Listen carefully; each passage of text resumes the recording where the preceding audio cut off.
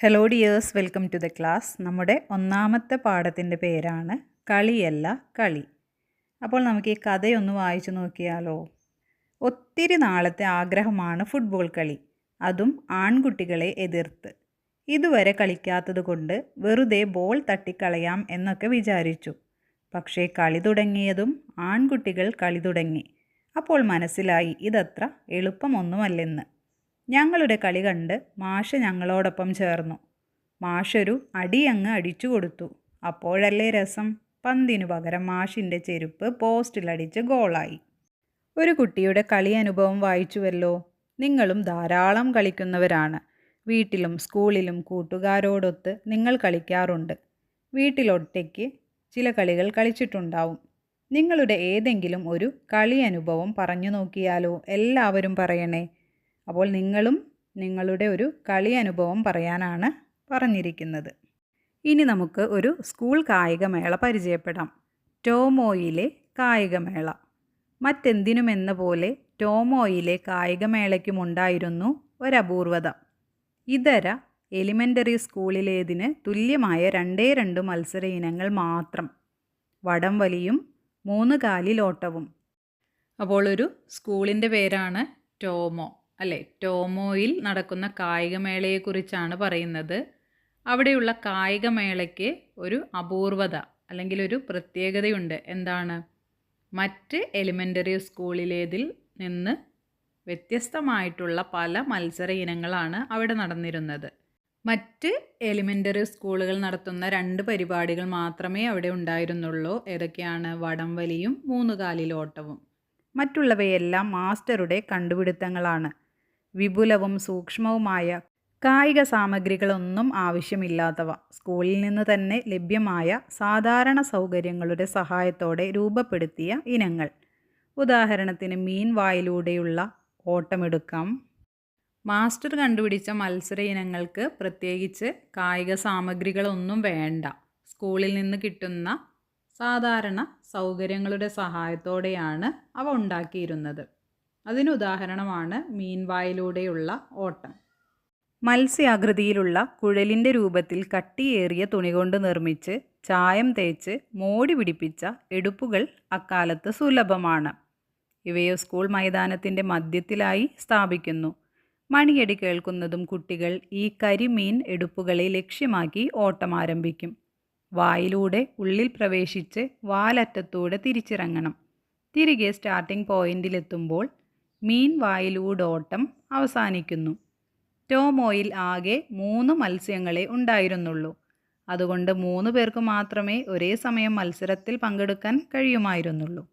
അപ്പോൾ ഈ മീൻ വായിലൂടോട്ടം എന്ന് പറയുന്നത് മീനിൻ്റെ വായ്ഭാഗത്തുകൂടെ ഓടി വാലിൻ്റെ ഭാഗത്തുകൂടി തിരിച്ചിറങ്ങണം. ഇതാണ് ഈ ഒരു കളി.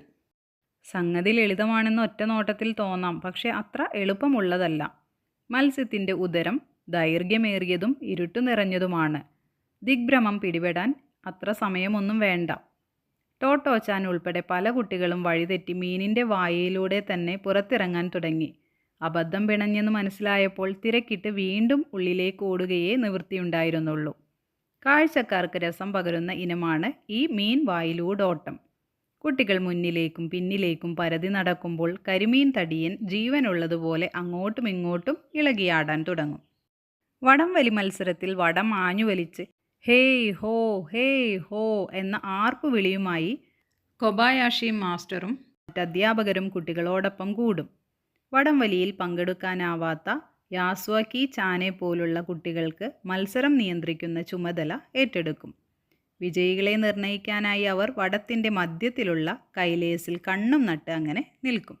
മീൻവായിലൂടെയുള്ള ഓട്ടം വളരെ രസകരമായ ഒരു കളിയാണ്. അതുപോലെ തന്നെ വടംവലി മത്സരത്തിൽ വടം ആഞ്ഞു വലിച്ച് ഹേയ് ഹോയ് ഹേയ് ഹോ എന്ന് ആർപ്പു വിളിയുമായിട്ട് ആരും കൂടിയുണ്ട്? കൊബായാഷി മാസ്റ്ററും മറ്റ് അധ്യാപകരും ഒക്കെ കുട്ടികളോടൊപ്പമുണ്ട്. അതുപോലെ തന്നെ യാസ്വാക്കി ചാനെ പോലെയുള്ള കുട്ടികൾക്ക് മത്സരം പങ്കെടുക്കാൻ കഴിയില്ല. കണ്ടില്ലേ, ഒരു വീൽ ചെയറിലിരിക്കുന്ന കുട്ടി. അപ്പോൾ അങ്ങനെയുള്ള കുട്ടികൾക്ക് മത്സരം നിയന്ത്രിക്കുന്ന ചുമതലയാണ് കൊടുക്കുക. അപ്പോൾ അവർ വിജയികളെ നിർണ്ണയിക്കാനായി വടത്തിൻ്റെ മധ്യത്തിലുള്ള ആ ലേസിൽ കണ്ണും നട്ട് അങ്ങനെ നിൽക്കും, ആരാണ് ജയിക്കുന്നത് എന്ന് നോക്കി. സ്കൂളിൽ മുഴുവൻ പേരും പങ്കെടുക്കുന്ന റിലേ ഓട്ടവും ടോമോയിൽ വ്യത്യസ്തമാണ്. ആരും ദീർഘദൂരം ഓടേണ്ടതില്ല. അസംബ്ലി ഹാളിലേക്ക് നയിക്കുന്ന അർദ്ധവൃത്താകാരമുള്ള കോൺക്രീറ്റ് പടവുകളിലൂടെ മുകളിലേക്കും തിരിച്ച് താഴേക്കും ഓടിയാൽ ഒരാളുടെ ഊഴം അവസാനിച്ചു. ഒറ്റ നോട്ടത്തിൽ തികച്ചും നിസ്സാരമെന്ന് തോന്നാം. പക്ഷേ പടവുകൾ അസാധാരണമാം വിധം നേർത്തതും ഇടുങ്ങിയതുമാണ്. മാത്രമല്ല ഓരോ കാൽവയ്പിലും ഒന്നിലേറെ പടികൾ ചാടിക്കടക്കാൻ അനുവദിക്കപ്പെട്ടിട്ടില്ല. നീളക്കൂടുതലുള്ളതോ മുറം പോലെ പരന്ന കാലുള്ളവരോ ആണെങ്കിൽ വെള്ളം കുടിച്ചതു തന്നെ. വിശ്രമവേളകളിൽ കുട്ടികൾ അശ്രദ്ധരായി ചാടിമറിഞ്ഞു നടക്കാറുള്ള സുപരിചിതമായ ആ പടവുകൾക്ക് കായികമേളയുടെയെന്ന് പ്രത്യേക പ്രാധാന്യം കൈവരുന്നു. ആകെ 8 പടവുകൾ. ആവേശം നിറഞ്ഞ ആർപ്പുവിളികളോടെ അവർ കയറുകയും ഇറങ്ങുകയും ചെയ്തുകൊണ്ടിരിക്കും. അകലെ നിന്ന് നോക്കുന്ന ഒരാൾക്ക് പ്രതിരൂപങ്ങൾ കലങ്ങിമറിയുന്ന ഒരു കാലിഡോസ്കോപ്പിലെന്ന പോലെയാണ് ആ മനോഹര ദൃശ്യം അനുഭവപ്പെടുക. ടോട്ടാച്ചാൻ്റെയും 1-ാം തരത്തിലെ മറ്റു കൂട്ടുകാരുടെയും പ്രഥമ കായികമേളയായിരുന്നു അത്. മാസ്റ്റർ പ്രതീക്ഷിച്ചതുപോലെ തന്നെ അവർക്കത് ആസ്വാദ്യകരമായി തീരുകയും ചെയ്തു. കായികമേളയിൽ ഏവരെയും അതിശയിപ്പിക്കുന്ന ചിലത് സംഭവിച്ചു. ഇത്തിരിയോളം പോന്ന കൈകാലുകളുടെ ഉടമയായ തകാഹാഷി എല്ലാ ഇനത്തിലും 1-ാമതെത്തി. അത് അവിശ്വസനീയമായിരുന്നു. മറ്റുള്ളവർ കരിമീൻ തടിയൻ്റെ വയറ്റിൽ കിടന്ന് നട്ടം തിരിയുമ്പോൾ തകാഹാഷി നൊടിനേരം കൊണ്ട് പുറത്തെത്തുകയായി. കൂടെയുള്ളവർ ഏണിപ്പലകകൾക്കിടയിലെ നൂഴ്ന്നുകയറ്റം ആരംഭിച്ചതേയുള്ളൂ. അവനതാ തിരിച്ചിറങ്ങി. ഏതാനും വാര പിന്നിട്ടു കഴിഞ്ഞിരിക്കുന്നു. അസംബ്ലി മന്ദിരത്തിൻ്റെ പടവുകളിൽ റിലേ ഓട്ടക്കാർ ഓരോ ചുവടുകൾ ഓരോ പടി എന്ന നിയമം പാലിക്കാൻ പാടുപെടുകയായിരുന്നു. തൻ്റെ കുരുടിച്ച കാലുകൾ ഒരു കുതിരയെപ്പോലെ മുന്നോട്ട് ചലിപ്പിച്ചുകൊണ്ട് മിന്നൽ വേഗത്തിൽ തകാഹാഷി അവരെ കടന്ന് മുകളിലേക്ക് പോയി. ഈ തകാഹാഷിയെ ഒന്ന് തോൽപ്പിക്കാൻ ഞങ്ങൾ നന്നേ നോക്കിയിട്ടോ. പറ്റിയില്ല. ഏവർക്കും ഒരേ അഭിപ്രായമായിരുന്നു. അവനെ തോൽപ്പിക്കാനുള്ള വാശിയോടെ മറ്റു കുട്ടികൾ അവരുടെ കഴിവിൻ്റെ പരമാവധി അധ്വാനിച്ചു. അധ്വാനം മിച്ചം. ഓരോ തവണയും വിജയം അവനു തന്നെ. ടോട്ടോച്ചാനും കഠിനമായി ശ്രമിക്കാതിരുന്നില്ല. പക്ഷേ അവൾക്കൊരിക്കലും അവനെ പരാജയപ്പെടുത്താനായില്ല. വെറുതെ നീട്ടിപ്പിടിച്ചുള്ള ഓട്ടമായിരുന്നെങ്കിൽ അവനെ പിന്നിലാക്കാൻ അവർക്കൊക്കെ കഴിയും. പക്ഷേ കടമ്പകൾ കടക്കേണ്ട ഒരിനത്തിൽ അവൻ അടിയറവ് പറയുകയേ നിവൃത്തിയുള്ളൂ. ഒരു വീരനായകൻ്റെ അഭിമാനത്തോടെയും സന്തോഷത്തോടെയുമാണ് തകാഹാഷി സമ്മാനങ്ങൾ സ്വീകരിക്കാനെത്തിയത്. എല്ലാത്തിനും 1-ാമനായതിനാൽ ഒന്നിനു പിന്നാലെ ഒന്നായി സമ്മാനം വാങ്ങിക്കൊണ്ടിരിക്കുന്ന അവനെ മറ്റു കുട്ടികൾ അസൂയയോടെ നോക്കി. സമ്മാന വിതരണത്തിലുമുണ്ട് മാസ്റ്ററുടേതായ സവിശേഷ രീതികൾ. 1-ാം സമ്മാനം ഒരു തടിയൻ നാട്ടു ചേന അല്ലെങ്കിൽ മത്തങ്ങ. 2-ാം സമ്മാനം 2 ഉരുളക്കിഴങ്ങ്. 3-ാം സമ്മാനം ഒരു പിടി ചീര. ഇങ്ങനെയൊക്കെയാണ്. ഒരുപക്ഷെ ആർക്കറിയാം, തകാഹാഷിയുടെ വിജയത്തിന് വേണ്ടി തന്നെ അദ്ദേഹം കണ്ടുപിടിച്ചവയാവാം ടോമോ ശൈലിയിലുള്ള ആ പ്രത്യേക ഇനങ്ങൾ. ഇത് എഴുതിയത് തെത്സുഗോ കുറോയോ നഗി. വിവർത്തനം ചെയ്തത് അൻവർ അലിയാണ്. എന്തിൽ നിന്നാണ്? ടോട്ടോച്ചാൻ, ജനാലക്കരിയിലെ വികൃതിക്കുട്ടി. അപ്പോൾ എല്ലാവർക്കും ഈ കഥ ഇഷ്ടപ്പെട്ടില്ലേ? ഇനി നമുക്ക് ഇതിലെ പ്രവർത്തനങ്ങൾ ചെയ്യാം. ആദ്യത്തെ ചോദ്യം, വായിക്കാം, കണ്ടെത്താം, എഴുതാം. ടോമോ സ്കൂളിലെ കായികമേളയുടെ സവിശേഷതകൾ കണ്ടെത്തി എഴുതൂ. ആദ്യത്തെ പ്രത്യേകത എന്ന് പറയുന്നത് വില കൂടിയ ഉപകരണങ്ങളില്ല. സ്കൂളിലുള്ള സാധാരണ സാധനങ്ങൾ വെച്ചാണ് കളികൾ നടത്തിയത്. രണ്ടാമത്തേത് വ്യത്യസ്തമായ കളികൾ. മീൻ വായിലൂടെയുള്ള ഓട്ടം പോലെ മറ്റെങ്ങും കാണാത്ത കളികളായിരുന്നു. പിന്നെ എല്ലാവർക്കും പങ്കാളിത്തം. അധ്യാപകരും കുട്ടികളോടൊപ്പം കളിച്ചു. വ്യത്യസ്തമായ സമ്മാനങ്ങൾ. ട്രോഫിക്ക് പകരം മത്തങ്ങ, ഉരുളക്കിഴങ്ങ് തുടങ്ങിയ പച്ചക്കറികളാണ് സമ്മാനമായി നൽകിയത്. അടുത്തത് ടോമോയിലെ രീതികൾ. ഓരോ കുട്ടിയെയും പരിഗണിച്ചായിരുന്നു ടോമോയിലെ കായികമേള. എങ്ങനെയൊക്കെയാണ് കൊബായാഷി മാസ്റ്റർ ഓരോരുത്തരെയും പരിഗണിച്ചിരുന്നത്? കൊബായാഷി മാസ്റ്ററുടെ ഈ സവിശേഷ രീതികളെക്കുറിച്ച് ചർച്ച ചെയ്യൂ. നിങ്ങളുടെ കണ്ടെത്തലുകളെല്ലാം ചേർത്ത് കുറിപ്പ് തയ്യാറാക്കുമല്ലോ. കൊബായാഷി മാസ്റ്ററുടെ സവിശേഷതകൾ എന്തൊക്കെയാണ്? എല്ലാവർക്കും ഒരേ പരിഗണന. കുട്ടികളുടെ ശാരീരികമായ കുറവുകൾ നോക്കാതെ എല്ലാവർക്കും തുല്യമായ അവസരങ്ങൾ നൽകാൻ അദ്ദേഹം ശ്രദ്ധിച്ചു. വ്യത്യസ്തമായ കളികൾ. സാധാരണ കളികൾക്ക് പകരം കുട്ടികൾക്ക് ആസ്വദിക്കാൻ പറ്റുന്ന പുതിയ തരം കളികളാണ് അദ്ദേഹം ഉണ്ടാക്കിയത്. ആത്മവിശ്വാസം നൽകി. ഉയരം കുറഞ്ഞ തകാഹാഷിക്ക് ജയിക്കാൻ പാകത്തിൽ മത്സരങ്ങൾ ഒരുക്കി അവന് വലിയ ആത്മവിശ്വാസം നൽകി.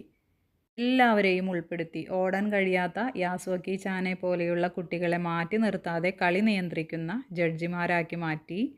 അതുപോലെ തന്നെ ലളിതമായ സമ്മാനങ്ങൾ, വലിയ ട്രോഫികൾക്ക് പകരം പച്ചക്കറികൾ സമ്മാനമായി നൽകി ലളിതമായ ജീവിത രീതി പഠിപ്പിച്ചു. അപ്പോൾ നമുക്ക് അത് കുറിപ്പായിട്ട് എഴുതാം. ശരീരപ്രകൃതി കൊണ്ട് ബുദ്ധിമുട്ടുന്ന കുട്ടികൾക്ക് പോലും ആത്മവിശ്വാസം നൽകുന്ന രീതിയിലാണ് കൊബായാഷി മാസ്റ്റർ മത്സരങ്ങൾ ആസൂത്രണം ചെയ്തത്. ഉയരം കുറഞ്ഞ തകഹാഷിക്ക് എളുപ്പത്തിൽ ജയിക്കാൻ പാകത്തിൽ മീൻ വായിലൂടെ നുഴഞ്ഞു കടക്കുന്ന മത്സരവും പടവുകളിലൂടെയുള്ള ഓട്ടവും അദ്ദേഹം ഉൾപ്പെടുത്തി. കൂടാതെ മത്സരങ്ങളിൽ പങ്കെടുക്കാൻ കഴിയാത്ത യാസ്വാക്കി ചാനെ പോലെയുള്ള കുട്ടികളെ കളി നിയന്ത്രിക്കുന്ന ജഡ്ജിമാരാക്കി മാറ്റി. അവരെയും മേളയുടെ ഭാഗമാക്കി. രസികൻ പ്രയോഗങ്ങൾ. പാഠം വായിച്ചപ്പോൾ രസകരമായ ചില വാക്യങ്ങൾ നിങ്ങൾ ശ്രദ്ധിച്ചിട്ടുണ്ടാകുമല്ലോ. മിന്നൽ വേഗത്തിൽ തകാഹാഷി അവരെ കടന്നു മുകളിലേക്ക് പോയി. ഇവിടെ അടിവരയിട്ട ഭാഗം നോക്കൂ. വളരെ പെട്ടെന്നെന്ന് പറയാനാണ് മിന്നൽ വേഗത്തിൽ എന്ന് പ്രയോഗിച്ചിരിക്കുന്നത്. ഒരു വാക്യം കൂടി. കരിമീൻ തടിയൻ ജീവനുള്ളതുപോലെ അങ്ങോട്ടും ഇങ്ങോട്ടും ഇളകിയാടാൻ തുടങ്ങും. സാധാരണ പറയുന്ന രീതിയിലല്ലാതെ ഇതുപോലെ കാര്യങ്ങൾ അവതരിപ്പിക്കുന്ന ധാരാളം വാക്യങ്ങൾ ഈ പാഠത്തിലുണ്ട്. അവ കണ്ടെത്തി എഴുതൂ. ആദ്യത്തെ പ്രയോഗം നോക്കൂ. മറ്റുള്ളവർ കരിമീൻ തടിയൻ്റെ വയറ്റിൽ കിടന്ന് നട്ടം തിരിയുമ്പോൾ. ഇതിൻ്റെ അർത്ഥം എന്താണ്?